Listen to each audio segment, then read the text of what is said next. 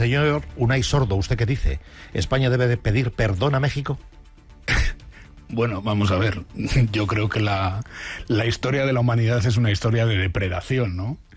Y claro que hay que tener una visión crítica de cómo se han producido todos los procesos coloniales de todos los países que han sido imperios en algún momento, el español y cualquier otro, el romano y todos a lo largo de la historia, ¿no? Y yo creo que es verdad que a veces, sobre todo desde Occidente, se tiene una visión muy autocondescendiente con estos procesos de colonización que se hicieron a sangre y fuego, ¿no? Ahora, de ahí a trasladar una cuestión de hace 500 años a la política institucional y diplomática actual, pues hombre, a mí me parece un cierto exceso, ¿no? Y que creo que ha dado pie a una crisis diplomática que a mí me parece bastante absurda, teniendo en cuenta los problemas que tiene el mundo actual, que no son pocos en la esfera internacional, ¿no? Pues de algunos de esos problemas vamos a seguir hablando en directo en las mañanas de Radio Nacional de España, 9:09, 8:09 en Canarias. La audiencia en un 76% en este momento está diciendo que España no debe pedir perdón a México por los tiempos de la conquista. Hernán Cortés, en la memoria. Yo no estaba. ¿Usted no estaba? No, yo nací después. ¿Y tiene sensación de habérselo perdido? No, afortunadamente yo soy de los que cree que la historia de la humanidad siempre es una historia que ha mejorado las relaciones humanas y, en fin, bastante tenemos con lo actual. Pues hablemos de lo actual. Las mañanas de Radio Nacional. Tan actual como que esta mañana ustedes y UGT se concentrarán frente a las sedes de la patronal en toda España para hacer visible una reclamación por la que llevan meses peleando: la reducción de la jornada laboral de las 40 a las 37 horas y media semanales. ¿En qué momento están las negociaciones? Pues las negociaciones están, yo diría que en un momento de bloqueo, porque la actitud de COE ya desde antes de verano, en mi opinión, en la mesa de negociación, es de demorar la misma, no pronunciarse sobre el fondo del asunto, y creo que es una estrategia dilatoria que tiene más que ver con la sensación que tienen de que quizás un no acuerdo podría impedir la aprobación de esa rebaja de la jornada laboral en el Parlamento, ¿no? Y por eso es por lo que nos vamos a movilizar, para tratar de desbloquear la negociación, que COE se avenga a razones y que de verdad se vaya a la mesa con una actitud de negociación, ¿no? Y si no, inmediatamente vamos a emplazar al Gobierno a que dé por finiquitada esta mesa y decida, dentro de la legitimidad que tienen las Cortes Generales, un proyecto de ley para rebajar la jornada laboral, que creo que es el momento de hacerlo en España. Por lo que usted escucha en la mesa de negociación, ¿cuáles son las razones reales que plantea la COE más allá de las que haga públicas? Bueno, la COE lo que está planteando es que la negociación colectiva, es decir, los convenios colectivos, es el ámbito en el que se tiene que dirimir la jornada laboral. Y esto es un poco descubrir América, por seguir con el símil. Claro que la negociación colectiva es el ámbito natural donde venimos desde hace 40 años negociando la jornada laboral, y por eso la jornada laboral efectiva en España no es de 40 horas, sino que la media está ya situada en 38,3 horas, ¿no? Pero es que esa no es la cuestión que se discute en la mesa. La cuestión que se está debatiendo, que se está negociando en la mesa, es si ha llegado el momento de que la jornada legal de trabajo en España, que lleva intacta desde el año 1983, se acomode a la actual realidad de nuestro país. Y creo que es un momento, fíjense lo que ha cambiado la economía, la empresa y la sociedad española en los últimos 41 años. Pues creo que es el momento de que ese trabajo que ya hemos hecho desde la negociación colectiva se vea acompañado por un impulso en la ley para trabajar menos horas, para trabajar mejor, para mejorar la productividad, pero no productividad basada en bajos salarios o largas jornadas, sino en productividad, en trabajar mejor en los centros de trabajo. Yo creo que es el momento de reducir la jornada de trabajo, abrir más espacio para la vida de las personas, de los trabajadores y las trabajadoras, y además, cuando hablamos de jornada laboral, no solo hablamos del volumen total de horas, sino de cómo se distribuye la jornada de trabajo, y hablamos, por ejemplo, de cómo se controlan realmente los tiempos de trabajo, porque las jornadas laborales se incumplen sistemáticamente en muchas empresas y en muchos sectores de nuestro país. Ustedes le piden al Gobierno que mueva ficha, y el Gobierno, a través del Ministerio de Trabajo, intenta mover ficha, pero algunos de los movimientos del Ministerio parece como si desorientaran la negociación. No se acaba de entender muy bien qué es lo que está planteando el Ministerio, porque está atrapado y seguro que lo que busca es el consenso, como lo ha conseguido en otras ocasiones, y ahora le cuesta más. Bueno, el gobierno lo que suele poner encima de la mesa son medidas, en efecto, que intenten seducir a las organizaciones empresariales para que se acerque a la posibilidad de un acuerdo. Claro, ¿cuál es el problema? Que las medidas que está poniendo encima del gobierno es que nosotros ni siquiera las valoramos hasta que COE no diga claramente que está dispuesta a negociar la reducción por ley del tiempo de trabajo. Es que es un poco surrealista la situación.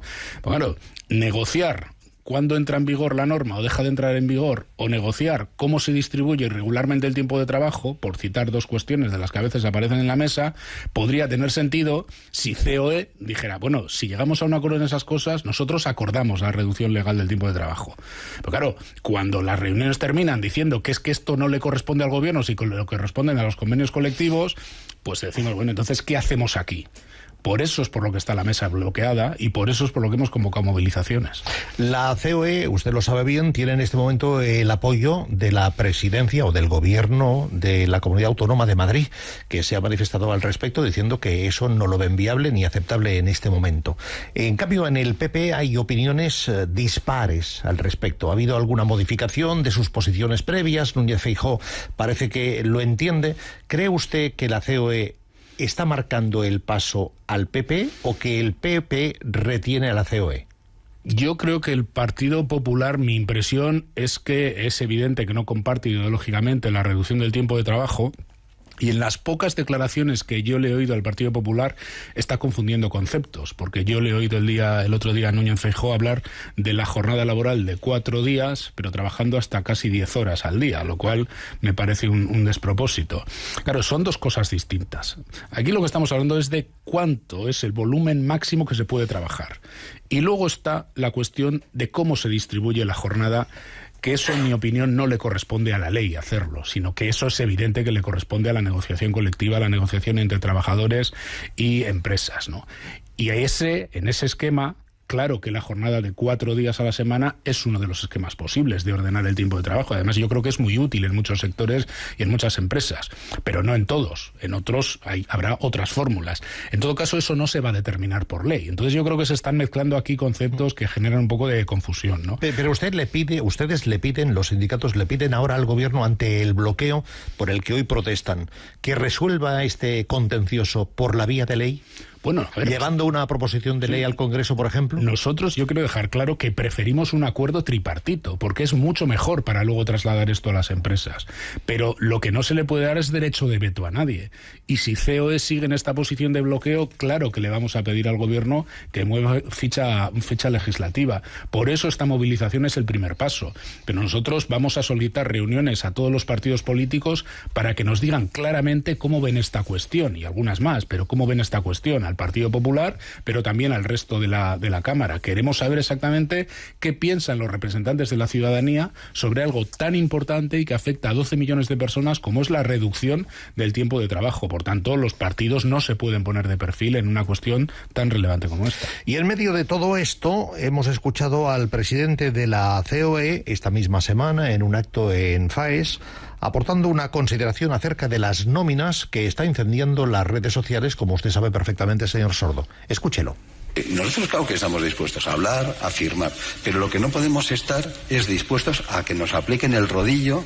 En el tema de cotizaciones sociales se ha disparado los costes de una forma impresionante, y es por eso por lo que nosotros hemos planteado, por lo que yo planteé, que a mí me gustaría, como se hace con los autónomos. Los empresarios somos autónomos, y lo que hace es la seguridad social, que somos 3,5 millones de autónomos, todos los años o todos los meses nos quita la cuota de autónomos, de tal manera que yo sé lo que gano y lo que la seguridad social me quita, o recupera.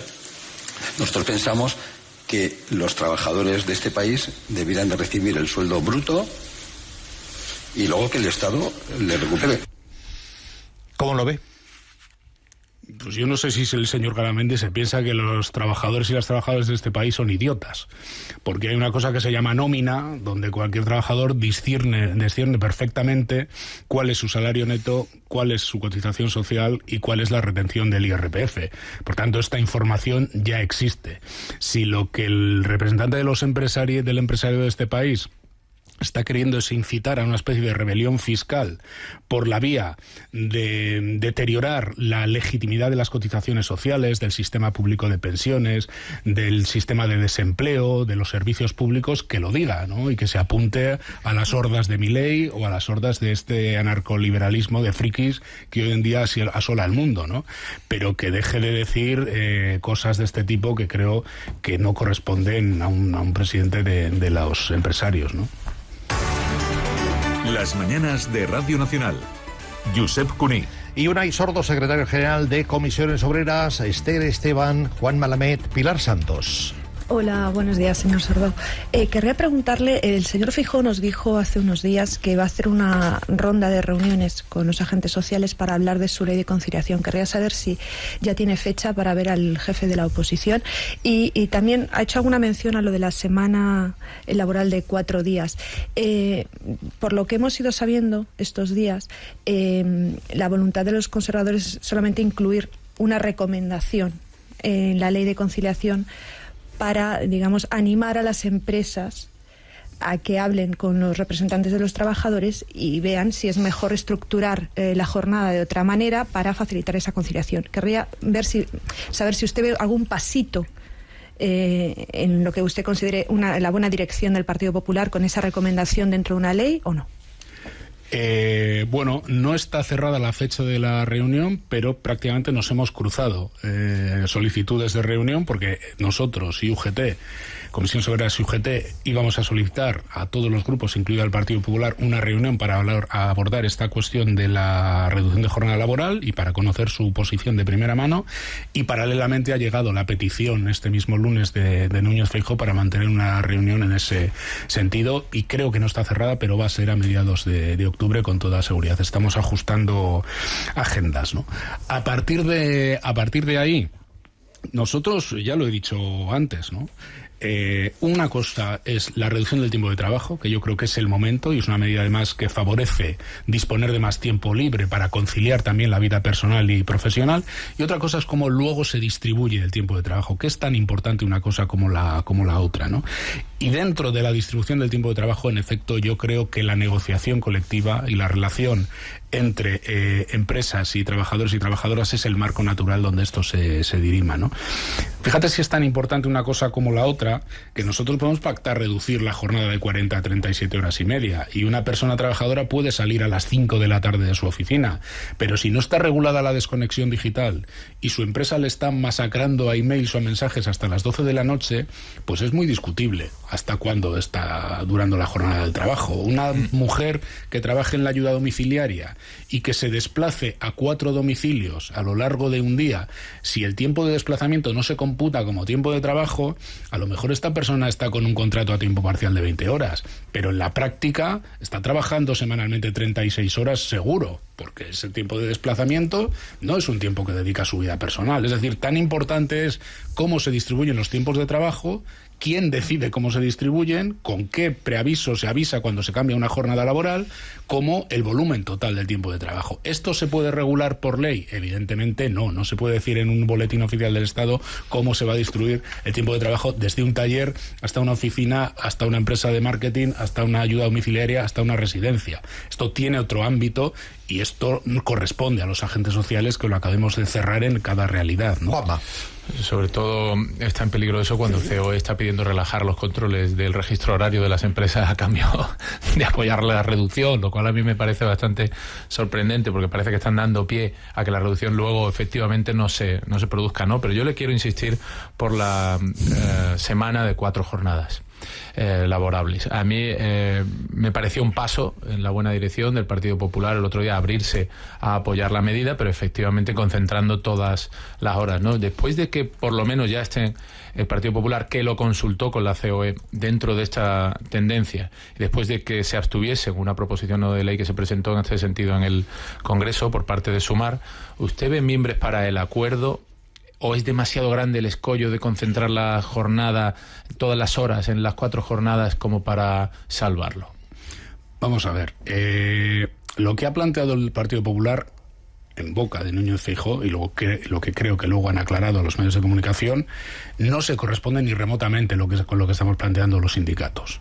Es decir, mantener las jornadas laborales actuales y concentrarlas en 4 días supone incrementar, lógicamente, el volumen de trabajo en esos cuatro días, ¿no? Hay que tener en cuenta muchas más variables. Es decir, las largas jornadas de trabajo tienen una relación directa con el tema, por ejemplo, de los accidentes laborales o de las enfermedades profesionales. Las largas jornadas de trabajo tienen mucho que ver con el estrés que están sufriendo muchas personas, trabajadores, que llevan a que se hayan incrementado de una forma muy importante las bajas por cuestiones psicosociales. Esta es una reflexión que merece la pena tener en cuenta. Que luego hay sectores donde se puedan trabajar 4 días, donde se pueda combinar el trabajo presencial con el teletrabajo. A mí me parece que esto es perfectamente razonable.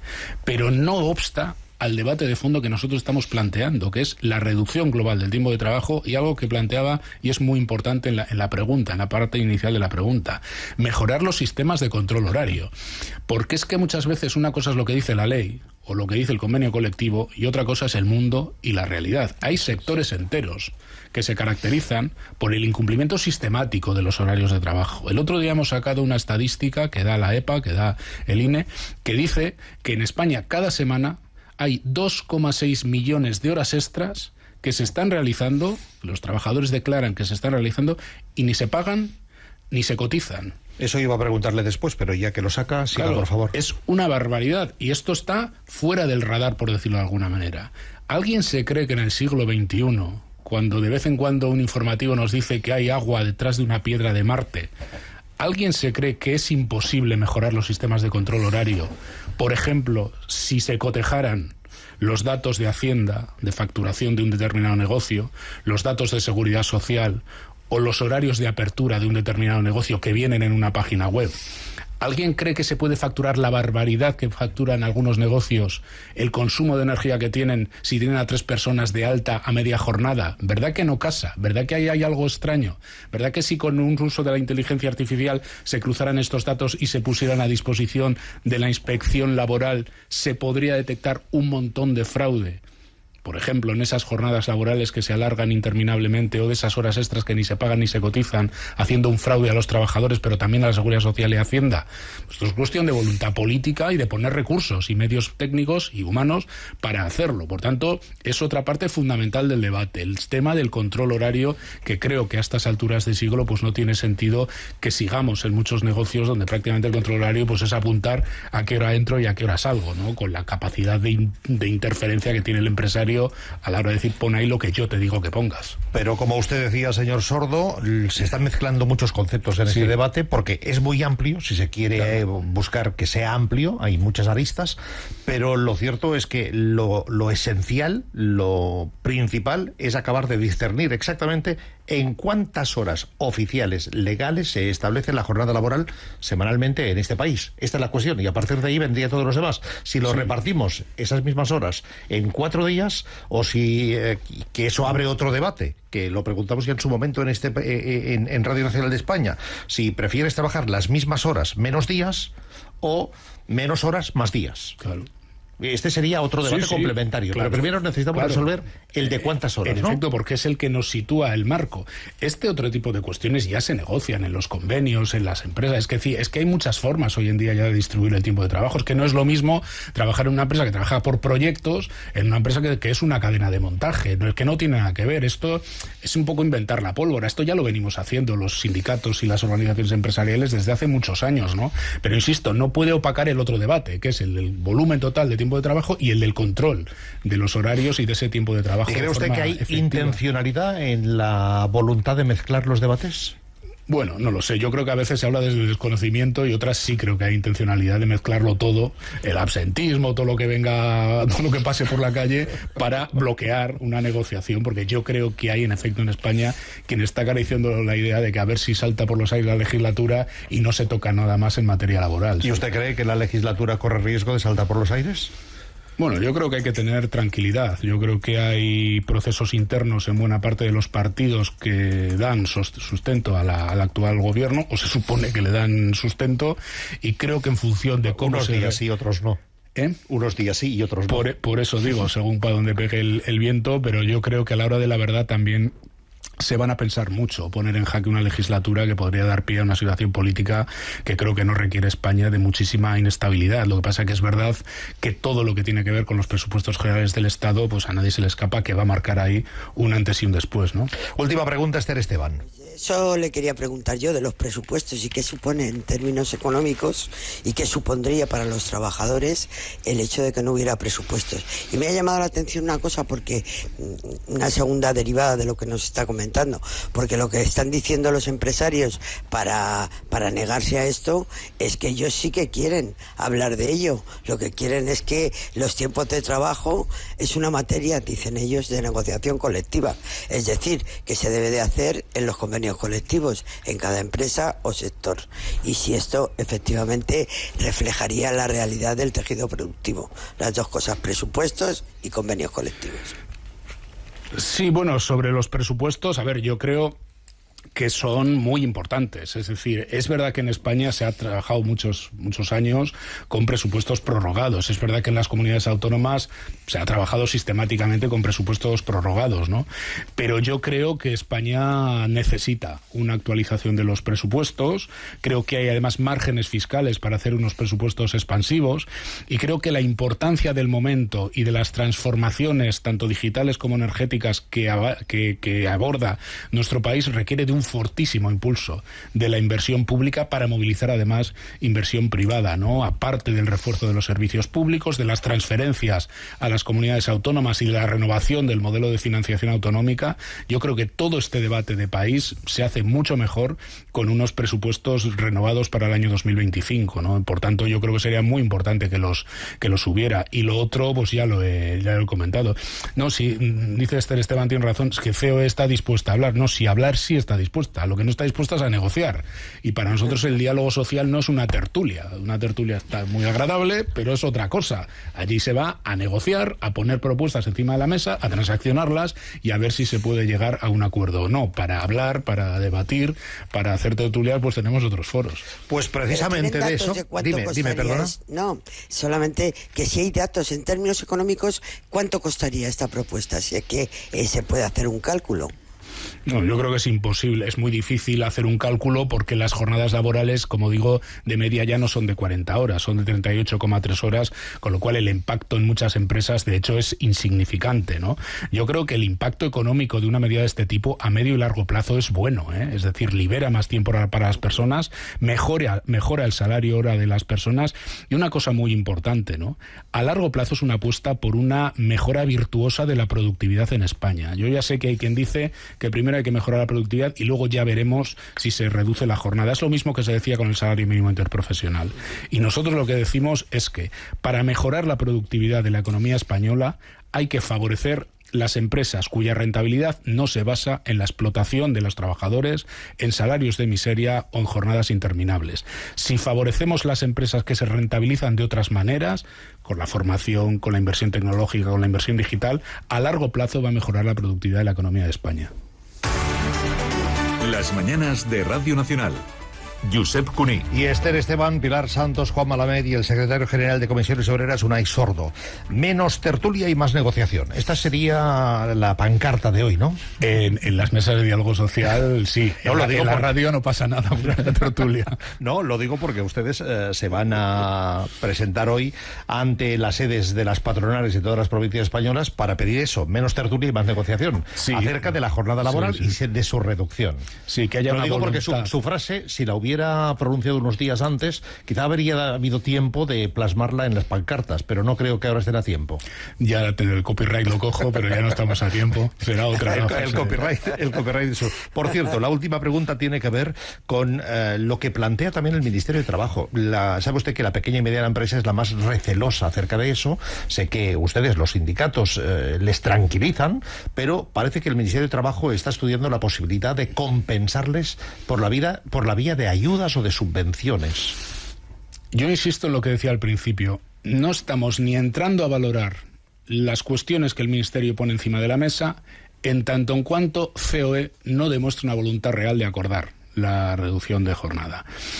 Y no porque no tengamos opinión, sino porque es que si no es dar vueltas a una especie de ficción de negociación. Entonces, en el momento que COE diga, oiga, vamos a negociar, vamos a ver si hay posibilidades de acordar y ponemos entre las contraprestaciones, entonces entraremos a valorar estas propuestas del Ministerio. Mientras tanto, yo creo que es desviar el tiro en una negociación que a día de hoy, como digo, se parece más a una tertulia que a una negociación real. La pelota, pues, está en el tejado de la patronal. Señor Unai Sordo, gracias por compartir ese tiempo de radio y de tertulia también con nosotros. A esta sí se presta, cosa que le agradezco. Sí. Encantado. Con toda la amabilidad que usted siempre desprende hacia Radio Nacional de España. Gracias por estar aquí, gracias por su tiempo y gracias por sus aportaciones. Muy bien, a ti gracias.